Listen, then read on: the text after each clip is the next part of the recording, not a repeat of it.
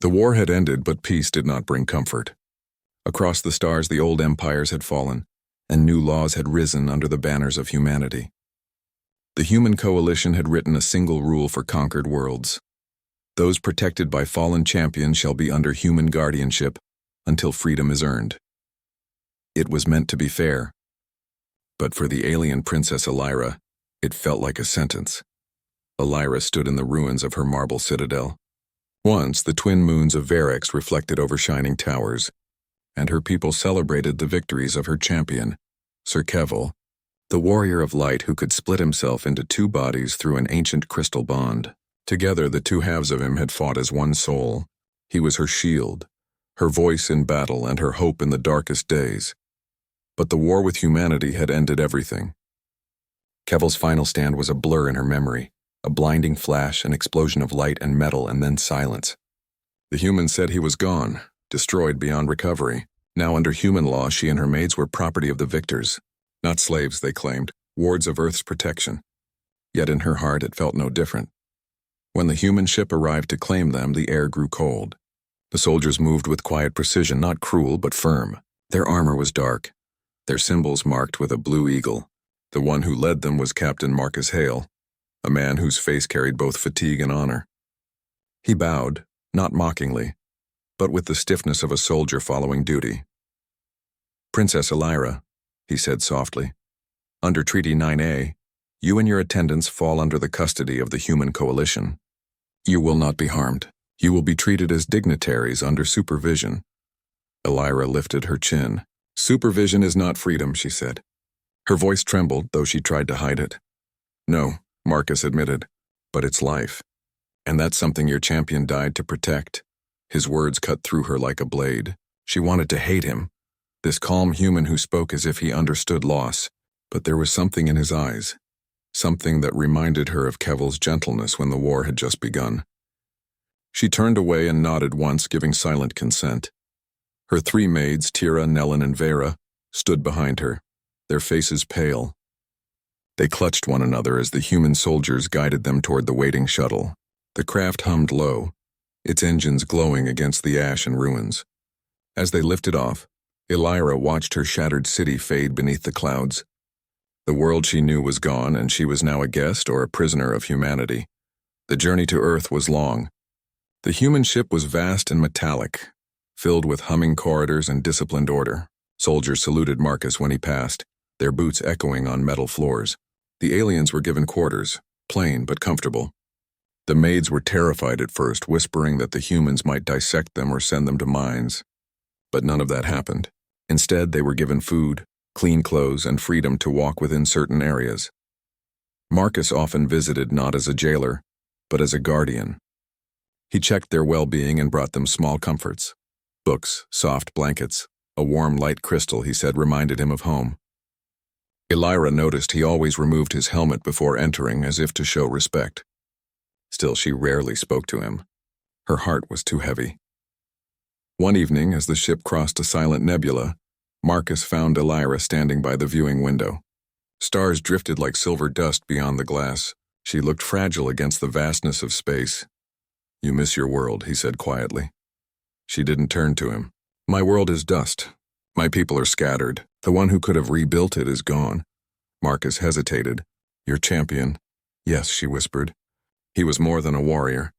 He was part of me. When he split his soul to fight, I thought he could never die. I was wrong."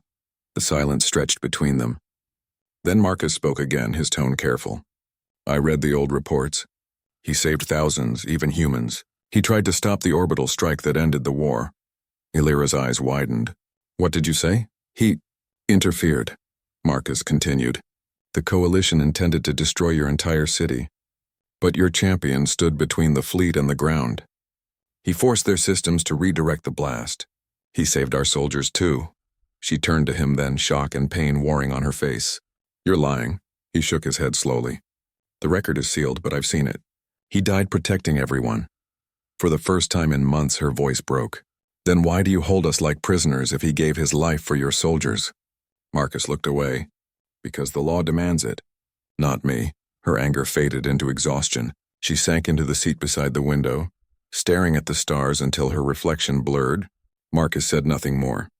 He simply stood near like a silent guard before leaving her to her thoughts. When they finally reached Earth, the aliens were taken to the Grand Court of New Geneva, a towering structure where human judges and alien ambassadors gathered. The hall was filled with light and solemnity. Illyra stood with her maids beside her, each of them dressed in pale silver robes that shimmered softly. Marcus stood behind them in full uniform. The ruling was clear. Under Section 4 of the treaty, Illyra and her household were to remain under human protection authority until their world could petition for independence. The words sounded gentle, but their meaning was sharp. They belonged to humanity, by law. As the judgment was read aloud, Illyra clenched her hands. She wanted to shout to protest, but she saw Marcus's eyes on her, steady, calm, and strangely filled with regret. When it ended, he stepped forward. "I will take responsibility for them," he told the council. "They will live under my command's care. I'll ensure their safety and integration." The council nodded, approving, and so it was done. That night, Illyra and her maids were taken to a small human estate outside the city, surrounded by quiet forests and glowing towers in the distance. It was peaceful, almost too peaceful. The humans called it a recovery residence. Her maids were frightened, yet curious about human customs, the strange food, the warm showers, the music that played from invisible speakers. Marcus visited daily, checking on them, answering questions, teaching them about human culture. Illyra mostly watched in silence, though sometimes she caught herself studying his movements, the way he spoke softly to calm her maids, the way he looked at the stars as if carrying his own ghosts.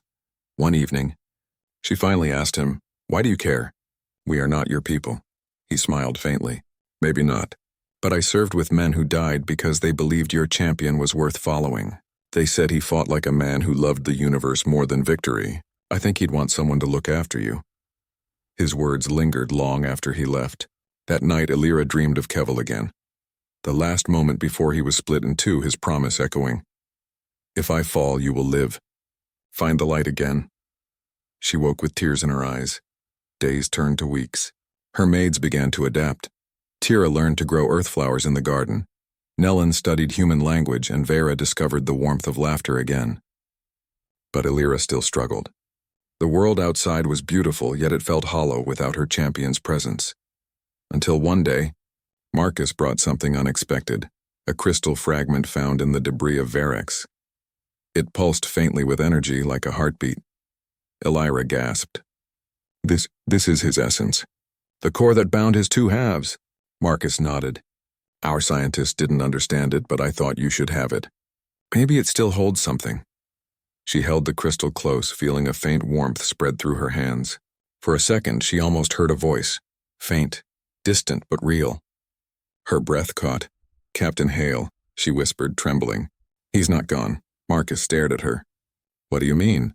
She looked up, tears shining in her eyes. "Part of him lives." Inside this, he frowned, uncertain, but she smiled faintly through her tears. For the first time since the war ended, she felt a spark of hope. And Marcus, watching her face light with that fragile hope, felt something stir within himself. A promise that he would protect her, not because the law demanded it, but because something about her strength and sorrow called to him. Far away, in the cold void where the last battle had burned, a faint echo stirred in the wreckage of metal and light. A heartbeat pulsed in silence, slow, weak, but alive.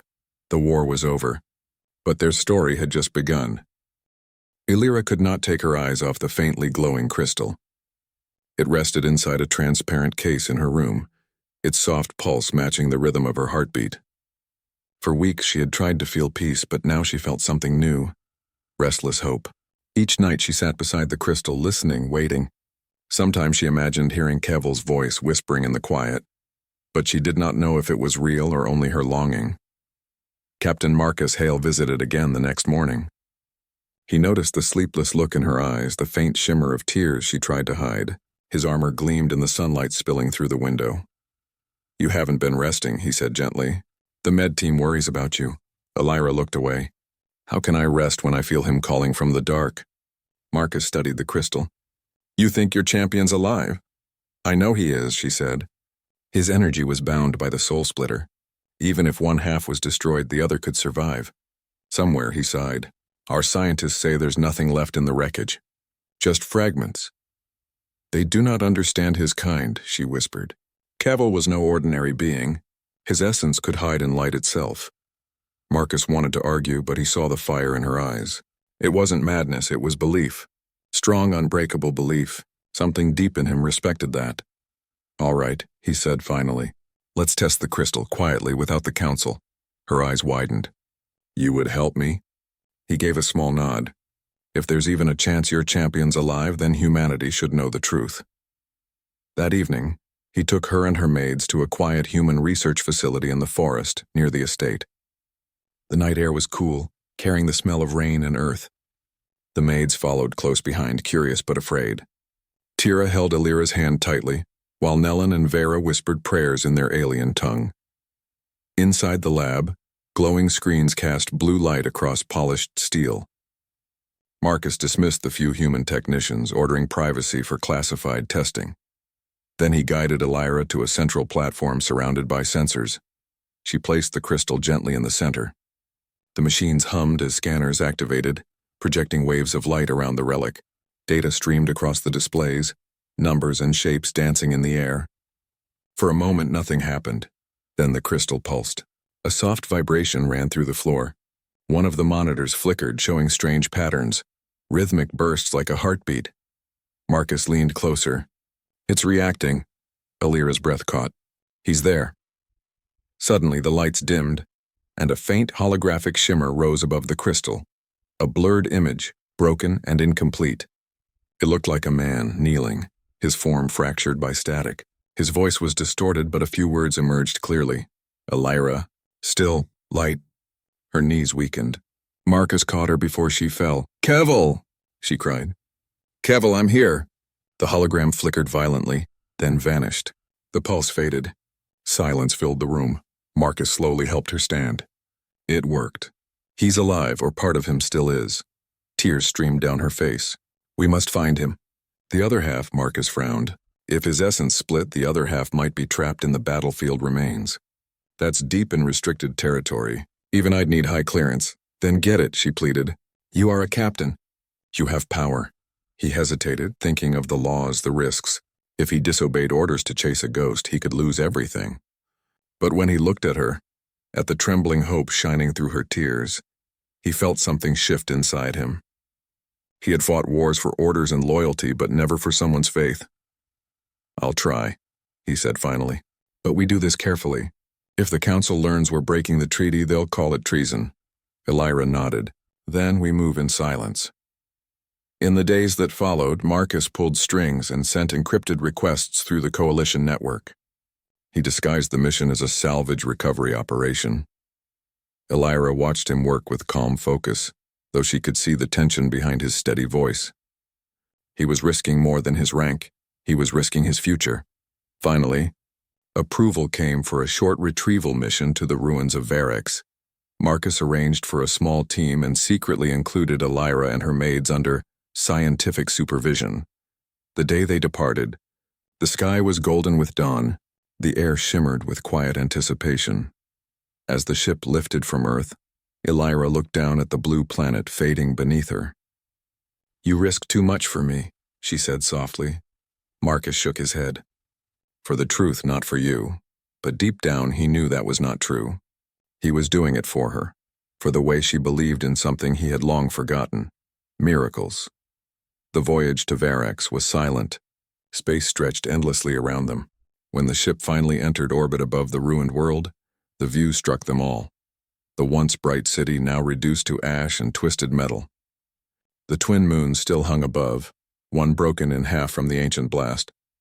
Marcus ordered the landing near the crater where Cavil had fallen. As they stepped onto the surface, the ground crunched under their boots. The air shimmered with heat from buried energy. Alira knelt and touched the blackened soil. It was cold, but she felt a faint echo, a heartbeat beneath the silence. He's here, she whispered. Marcus gestured to his team, set up the scanners. The soldiers began scanning the area, their devices glowing with pale blue light. For hours they found nothing but fragments of metal and shards of burned crystal. The maids searched too, digging with trembling hands, whispering prayers. The sky darkened to violet as the sun set behind shattered towers. Then one of the soldiers called out, "Captain!" Energy spike, North Ridge. Marcus and Elira hurried toward the signal. Beneath a half-buried slab of metal, a faint golden glow pulsed. They cleared the debris and uncovered a cracked containment core. Inside it, another crystal, darker than the first but still alive. Elira gasped. The other half? As she reached out, the crystal pulsed violently. A surge of light burst from it, throwing everyone backward. Alarms blared. Energy crackled through the air like lightning.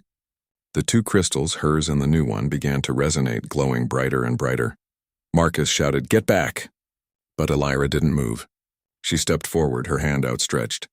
"Kevil, come back to me!" The light exploded in a wave of energy that knocked the breath from her lungs. For a moment she saw his face, clear and strong, his eyes full of sorrow and warmth. "Elira," he whispered, "I am divided, trapped between two worlds. Then I will bring you together," she said through tears.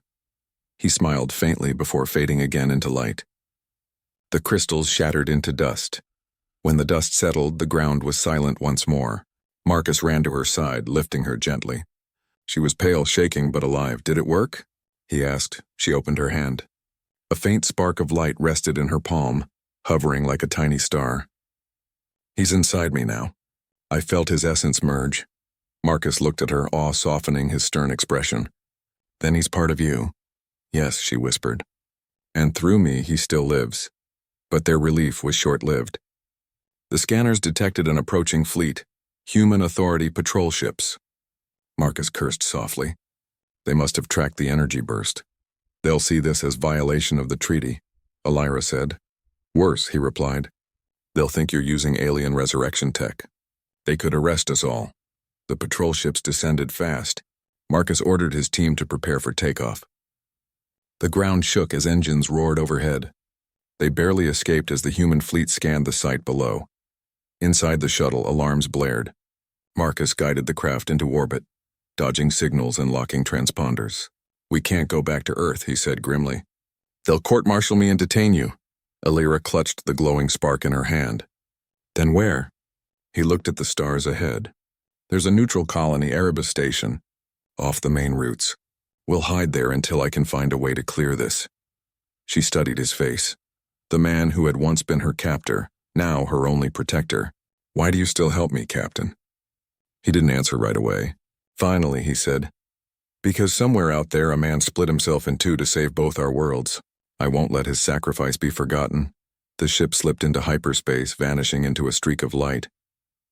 Inside the quiet cabin, Elira sat near the window, watching stars rush past. Her maid slept nearby, exhausted but safe. The tiny spark floated above her palm, glowing softly like a heartbeat. She whispered, "Kevil, if you can hear me, guide me." The spark flickered gently, almost like a reply, and though Marcus didn't see it, Elira smiled faintly for the first time since the war began. Far behind them, the ruins of Varix glowed faintly once more. Two halves of a broken warrior had begun to move toward one another, drawn by something neither death nor law could stop. The journey to Erebus Station was tense and quiet. Outside the shuttle's viewport, stars stretched into long streaks, painting the black of space with silver light. Elira held the faintly glowing spark of her champion, Kevil, in her hand. It hovered like a living ember, pulsing with a warmth that made her chest ache.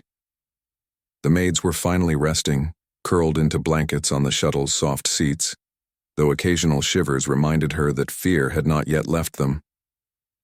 Marcus sat near the controls, scanning the systems with careful focus. Every now and then, he glanced at Elira, seeing the mixture of hope and sorrow etched into her face. She was not just a survivor of war, she was the carrier of something extraordinary. Her champion's essence was alive inside her, and humanity's laws could not contain what the universe had already begun. "Captain," Elira said softly, "how much longer until Erebus Station?" Marcus glanced up, his eyes serious. 2 hours. But it won't be easy. There are patrol drones in this sector. They'll detect the energy pulse if we're not careful." Elira nodded.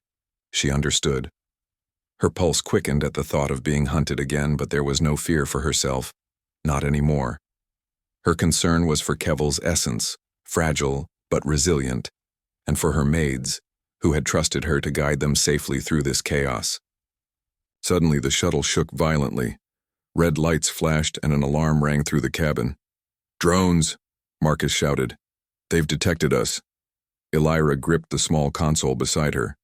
The spark in her hand pulsed faster, almost reacting to the danger. The shuttle shuddered as the first energy beams hit the hull, throwing them to the floor. Marcus gritted his teeth and activated the shields. "Hold on! Evasive maneuvers!" The shuttle spun through space, dodging laser fire. Sparks flew across. The cabin and the hum of engines reached a deafening pitch. Elira felt panic rise in her throat, but she forced herself to remain calm. She focused on the faint voice she imagined in the spark. "Kevil, guide me. Protect them." As if responding, the spark flared brightly, sending a pulse through the shuttle's systems. The energy interfered with the attacking drone's targeting, causing several of them to explode in bursts of blue light. Marcus looked at her in astonishment. "Did you do that?" Elira could only nod. Her eyes shone with tears, not of fear, but of relief. Somewhere deep inside, Kevil's presence was alive and powerful. They escaped the patrol sector with skill and luck. Erebus Station appeared ahead, a vast ring-shaped habitat orbiting a dim, quiet planet. It glowed softly in the darkness, surrounded by small ships coming and going. Marcus guided the shuttle into a docking bay, maneuvering carefully to avoid drawing attention. Once inside, the atmosphere of the station was a strange mix of calm and vigilance. Humans and aliens coexisted here, though tensions were visible in careful glances and measured movements. Elira's maids clung to her side, wide-eyed at the bustling corridors filled with creatures of countless species. She whispered soft reassurances, telling them they were safe. For now. Marcus led them to a small, secure quarters, away from the main traffic of the station. "You'll rest here," he said. "I'll handle any questions or inspections. No one will bother you." Elira nodded, still holding the glowing spark. She felt its warmth like a heartbeat, and she spoke softly to it. "Kevil, can you hear me? You survived. I know you did. Now we need you whole again." For a moment the light flared, brighter than ever. Elira gasped. It felt like a tiny weight pressing against her palm, and a whisper, faint and broken, echoed in her mind. "Elira, almost free." Her heart leapt. "Yes," she whispered. "Hold on. I'll bring you back completely." Marcus entered quietly, sensing the intensity in her expression. "I'm not sure what's happening," he said softly, "but you seem connected to it." "I am," she replied. "Half of my champion is here, the other half, and we need to find it before it dissipates completely." Marcus hesitated. "If it escapes, it could destabilize the energy grid of the station. It could be dangerous." "I understand," she said. "But it's Kevil. If I lose him, I lose more than just a protector, I lose my hope." He studied her for a long moment, seeing the determination in her eyes. "All right," he said finally. "We'll find the other half, but we need help. There's a specialist here, Dr. Leora Vant, an expert in energy matrices and alien quantum essence. If anyone can help you stabilize him, it's her." Elira's heart raced. "Then we must see her immediately." They found Dr. Vant in her lab, a tall human woman with bright eyes and an analytical demeanor. She studied the glowing spark with fascination, her fingers moving across holographic controls. "This is remarkable," she said. "The energy signature, it's unlike anything I've ever seen. It's conscious, sentient even. And it's bonded to you." Elira nodded. "Yes, half of Kevil survived. The other half is out there, and I can feel him calling." Dr. Vant frowned. "We need to act quickly. If the remaining half remains uncontained, the energy could scatter. You could lose him forever." Marcus asked, "What do you need?" "Access to the ruins where the second half remains," Dr. Vant said. And I'll need time to configure a containment array. It must be precise. Any error could destabilize the essence completely. Elira felt a mix of hope and dread. Then we cannot waste time. The team prepared for the mission immediately. Dr. Vant calibrated the equipment, while Marcus coordinated transport to the isolated remains of Varex. The maids insisted on accompanying Elira, refusing to stay behind. Tira whispered, "We will not leave you, Princess." And Elira smiled, grateful for their loyalty. The shuttle descended through the atmosphere of the ruined planet once more. Shadows stretched across shattered towers, and ash drifted like snow in the faint wind. The ground seemed alive with memories of the past, the echo of battles, the cries of warriors, the pulse of life that had been nearly extinguished. They reached the crater where Kevel had first fallen. Dr. Vant set up the containment array, a ring of silver towers linked with energy beams. Sensors pulsed, scanning for any fluctuation in the alien essence. Elira held the spark in her hand, whispering softly, "Kevel, I'm here. We will be together again. Come to me." The air trembled, and a faint golden light appeared near the ruins. The other half of Kevel emerged, fractured and unstable, drifting like a wisp of smoke and light. He spoke in a voice that was distant but full of longing. "Elira, help." Tears filled her eyes. "I'm here. You're not alone." Dr. Vant adjusted the arrays. Energy beams wrapped around the floating half of Kevel, stabilizing him. The two halves of the champion began to move closer, drawn by some invisible force. Marcus watched silently, awestruck. "It's incredible. He's actually coming back together." Elira reached out, and the light from her hand merged with the floating half.